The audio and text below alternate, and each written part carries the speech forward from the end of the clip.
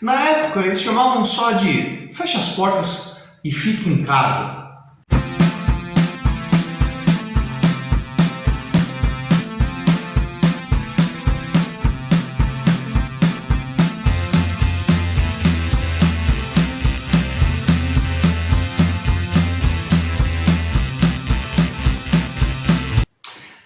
Na videoaula de hoje vamos falar sobre peste negra, mas não exatamente sobre a peste negra. Eu tenho até um outro vídeo aqui falando sobre peste negra. Vamos falar sobre como o Papa Alexandre VII foi uma figura importantíssima em uma das ondas da peste negra. Bom, vamos lá. Primeiro, a peste negra ela não aconteceu de uma vez só dentro da Europa. Ela aconteceu em diversas ondas, com espaçamentos entre elas. De qual evento da peste negra a gente vai falar hoje? Da onda que vai ocorrer ali na Itália entre os anos de 1656 e 1657. Bom, vamos lá. Nessa onda aqui a coisa foi bem catastrófica. Só para a gente pegar alguns números. Na região de Sardenha, 55% da população morreu dessa onda da peste. Em Nápoles, 50%. Em Gênova, 60%. E nos Estados Pontifícios? E na região de Roma? Menos de 8%. Menos de 8% morreu dentro dessa região, enquanto no entorno, nas outras regiões italianas, e essa quantidade aí variando por volta de 55% da população morrendo. O que foi que aconteceu que essa região de Roma conseguiu se salvar? Bom, primeiro vamos localizando, Temos que pensar que o Papa, ele não era apenas um líder religioso. Sim, ele era, mas também ele era um líder político, especificamente dentro dos chamados Estados Pontifícios. Uma faixa ali no centro da Península Itálica, próximo da região de Roma, eram declarados Estados Pontifícios, ou seja, o grande senhor daquelas terras era o próprio Papa. É como se o Papa fosse uma espécie de grande senhor feudal, de grande suzerano daquela região, formada ali por outros reinos, contornando o território de Roma. Tá? Bom, vamos lá. Essa onda aqui de 1656 a 1657, como eu disse, não foi a primeira, eles já tinham experiência sobre a peste negra, mas ainda não se conhecia sequer qual era o agente que gerava isso aí. Sabia que a peste vinha, muita gente morria, e era preciso tomar algum tipo de ação para evitar a contaminação das pessoas. Tá?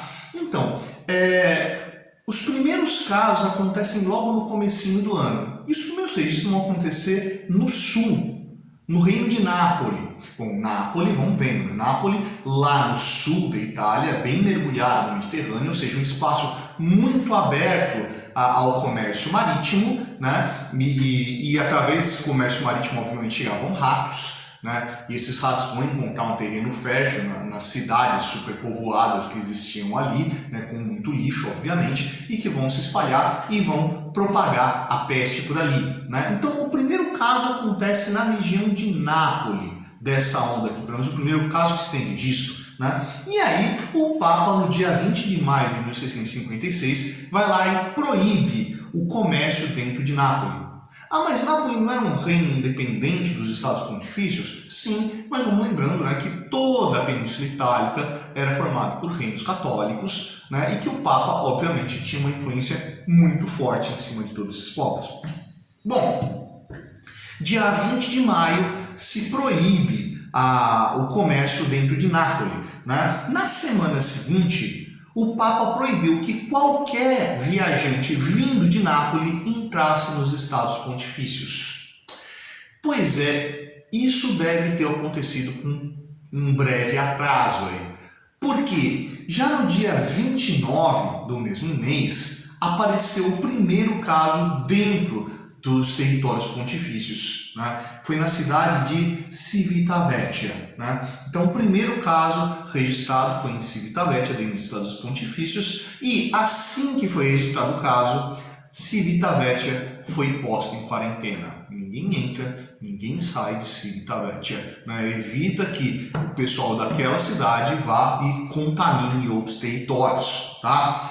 Bom, feito isso, Roma, né, logo na sequência, foi fechada, né?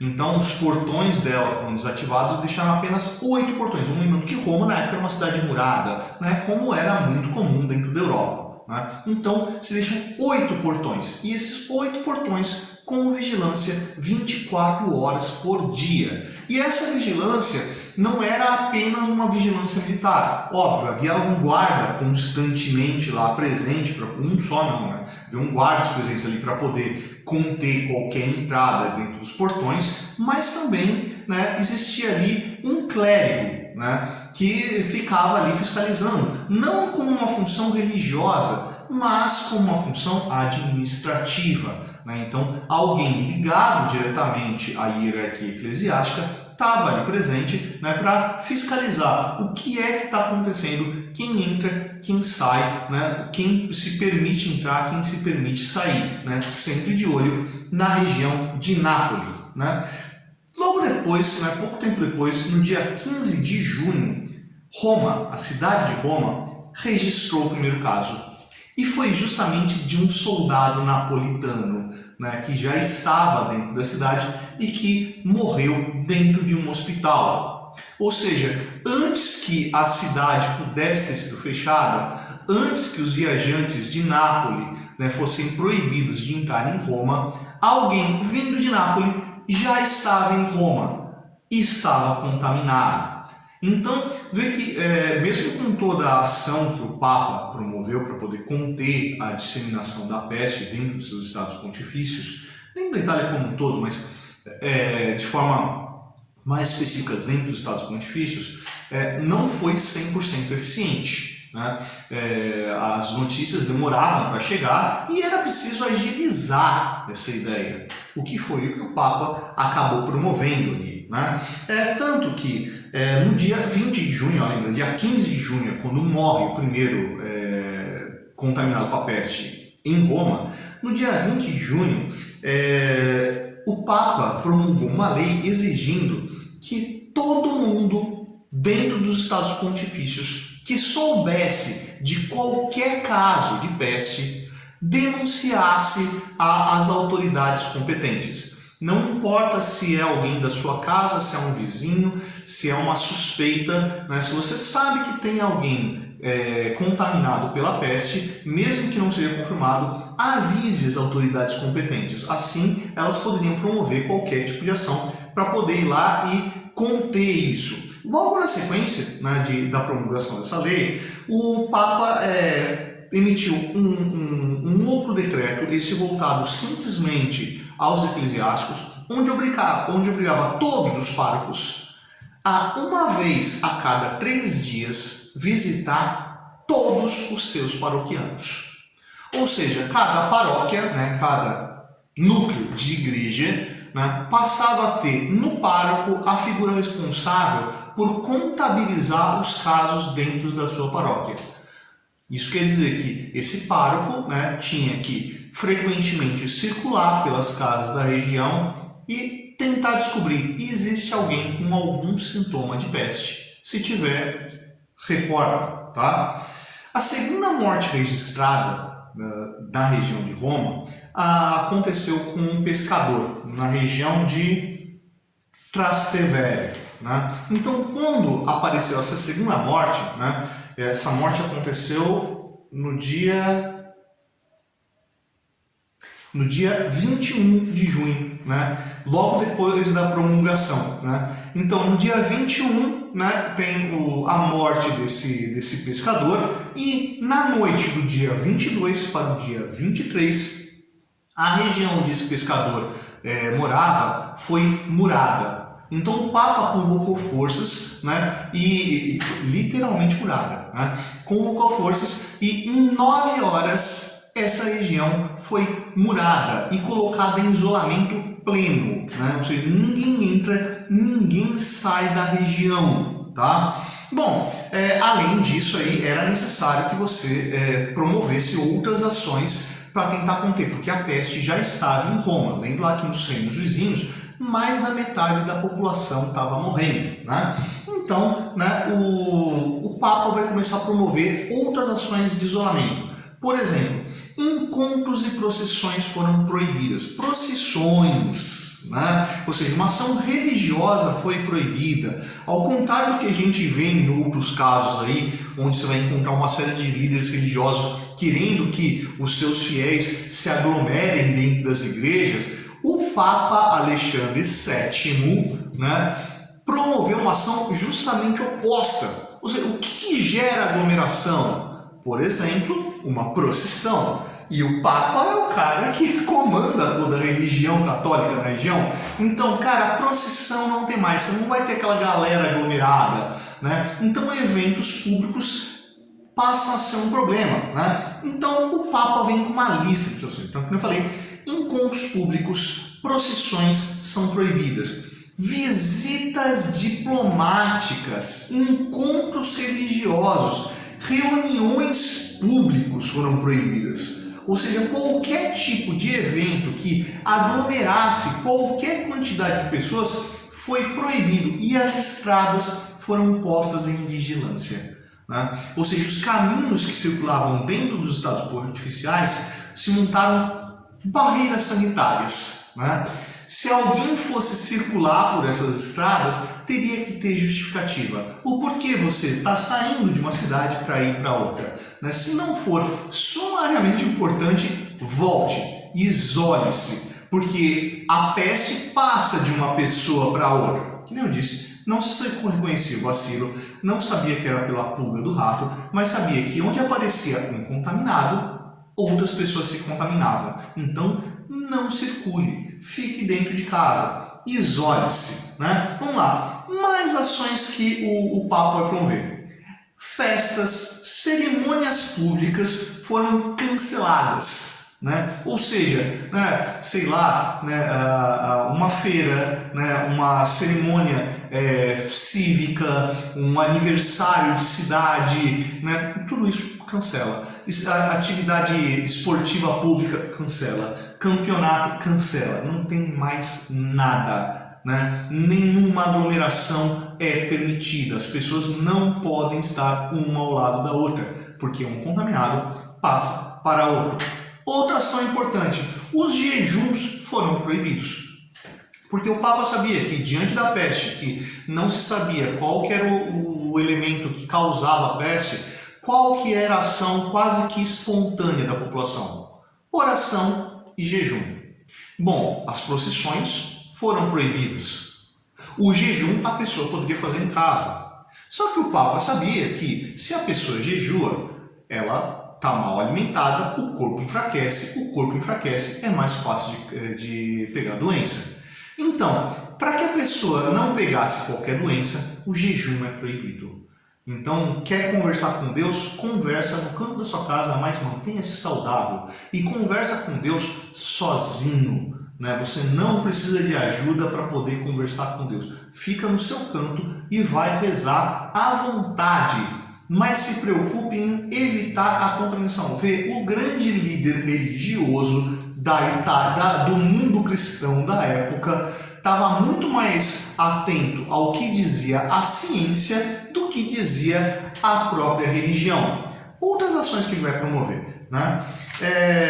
Nenhuma família, né, que tivesse algum doente, família entenda pessoas que moram numa mesma casa, nenhum membro de uma família de alguém doente poderia sair de casa. Pô, mas se o cara não pode sair de casa, como é que ele vai trabalhar? Se o cara não pode sair de casa, como é que ele vai comer? A pessoa vai morrer de fome. Pois é, então aí o Papa foi e criou um fundo, né, para poder garantir que as pessoas comessem, né? Então ele vai lá e, a partir dos impostos coletados, das doações que as pessoas faziam para as igrejas, né, ele vai pegar esse fundo e vai garantir que as pessoas que estão contaminadas e seus familiares que estão trancados dentro de casa tivessem o que comer. Então esse fundo produzia comida, ia até a casa da pessoa e passava a comida por baixo da porta. Ou seja, você vai conseguir comer, você vai conseguir se manter ali. Agora espera para ver se você se cura. Quando tiver todo mundo curado, libera a quarentena e podem sair. Enquanto isso, fica em casa e fica comendo. Vê que nenhuma dessas ações que a gente vê hoje é novidade. Já foram testadas e já geraram resultado já há 500 anos atrás. Continua. Que outras ações ele vai fazer? Ele vai dividir os padres e os médicos em dois grupos. Tinham os padres e médicos que cuidavam dos doentes e tinham os padres e médicos que fiscalizavam os sãos. Lembra lá que os padres circulavam pelas casas dos seus paroquianos para descobrir quem é que estava contaminado. Assim que reconhecesse alguma casa contaminada, a outra equipe ia até a casa e ia fiscalizar. Pô, então você tinha médico tanto para quem estava doente quanto para quem estava são? Sim, isso a gente chama de medicina preventiva.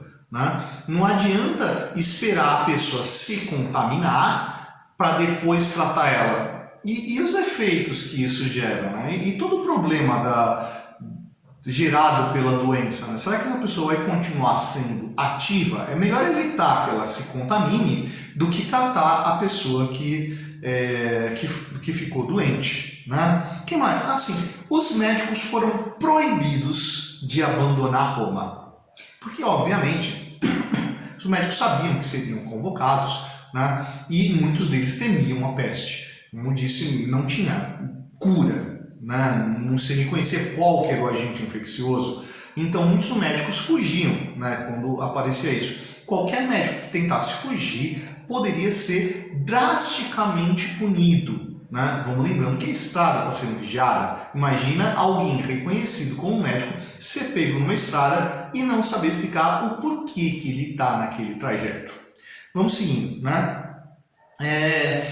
Entre outubro e novembro, né, quando está ali na entrada do inverno na Europa, o Papa sabia que, olha, a temperatura está caindo, as pessoas ficam mais tempo confinadas dentro dos seus espaços, a alimentação fica pior, as doenças proliferam. Né? Já se tinha experiência dada por as outras ondas de peste. Né? Então, quando chegou ali entre outubro e novembro, o Papa resolveu enrijecer as regras. Né? Ou seja, tudo aquilo que foi definido até então, as proibições, as aglomerações públicas, os jejuns, a que qualquer membro de alguma família que tivesse algum indivíduo contaminado saísse de casa, né? Tudo isso receberia punição muito mais drástica. Inclusive, poderia chegar à pena de morte. Né? Então, nesses casos mais aqui, olha, existe alguém doente dentro da casa e um outro indivíduo resolveu sair da casa, esse cara poderia ser condenado à morte. Por quê? Porque ele poderia estar propagando a peste para outras pessoas, ele poderia estar matando outras pessoas. Né? Bom, lembra lá que isso aqui durou de 1656 a 1657. Os primeiros casos estavam ali em maio. Olha, gente, estamos falando de outubro, né? Uma coisa que começou no começo do ano, já está lá no final do ano, né? E isso aí vai gerar uma reação da população. Ainda mais que, como os casos estavam reduzidos, menos de 8% da população morreu de peste nessa onda aqui, a população começou a questionar a ação do Papa.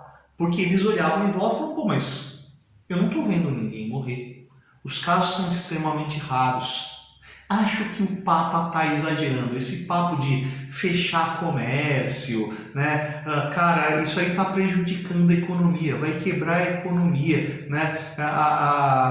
Os tratamentos a gente consegue dar um jeito. Olha, não tem tanta gente morrendo assim. O Papa é um alarmista, o Papa está tentando se promover, né? Então começou a aparecer ali uma onda negacionista, né? E essa onda negacionista chegou a criar casos curiosos, né? Como por exemplo, um médico que começou a negar, né, a peste dentro do território de Roma, foi capturado e mandado pelo Papa para um hospital para cuidar dos doentes da peste. Obviamente, depois de um susto desse aí, o cara resolveu negar o negacionismo dele, né? Mas toda essa preocupação em cima de que a ação do Papa prejudicaria a economia dessa população, obviamente foi algo que atingiu essa elite comercial das cidades romanas. A população romana, a população, não só de Roma, mas desses estados pontifícios, né, a população ali conseguia perceber que a situação não era tão drástica nos territórios do Papa quanto era em outros reinos em torno. E olha que estamos falando de um momento onde as pessoas não tinham acesso à informação via internet, rádio, televisão e seja lá o que for. Mas as notícias chegavam da quantidade de gente morrendo, mas que nos estados pontifícios, né, isso acabou sendo muito minimizado. Ou seja, prevenção, medicina preventiva, isolamento, auxílio àqueles que estavam doentes ou que não poderiam sobreviver foi o que salvou essa onda da peste negra dentro dos estados pontifícios. Tudo isso promovido por um líder religioso, que inclusive impediu que pessoas fossem às igrejas e se aglomerassem dentro das igrejas para evitar a contaminação. Alguém realmente preocupado com a vida das pessoas, né? Não simplesmente com o que isso geraria de prejuízo no bolso. São lições a gente aprender, não é? E aí, você curtiu a aula de hoje? Se você curtiu, você vai lá embaixo dar um curtir. Se você não curtiu, você vai lá embaixo dar um curtir. Essa é a Projeto Suetônio, eu sou o professor Fábio e você, meu amigo, você deveria estar estudando?